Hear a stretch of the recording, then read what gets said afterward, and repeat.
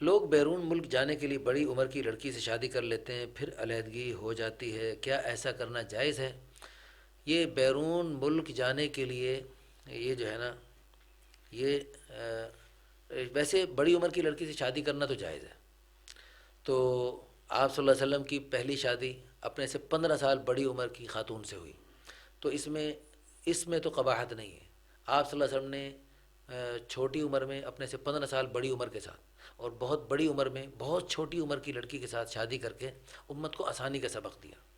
ہم نے اپنے میگزین الدعوت الی اللہ میں آپ صلی اللہ علیہ وسلم کی شادیوں کا پورا نقشہ بنایا کہ اس میں آپ صلی اللہ علیہ وسلم نے جتنی شادیاں کی، اس وقت خود آپ صلی اللہ علیہ وسلم کی کتنی عمر تھی، اور زوجہ مطہرہ کی، ہم سب کی ماؤں کی کیا کیا عمریں تھیں، وہ ہم نے پورا نقشہ بنایا. تو اس میں بہت سارا سبق ملتا ہے کہ حضور صلی اللہ علیہ وسلم نے یعنی مختلف عمروں میں شادی کر کے امت کو آسانی کا سبق دیا. تو جو آسانی شریعت نے دی ہے، اس ساری آسانیوں کو اختیار کرنا چاہیے.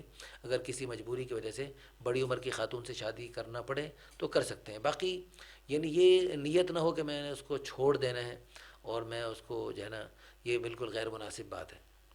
چھوڑنے کی نیت نہ ہو تو کی جا سکتی ہے، بہتر ہے.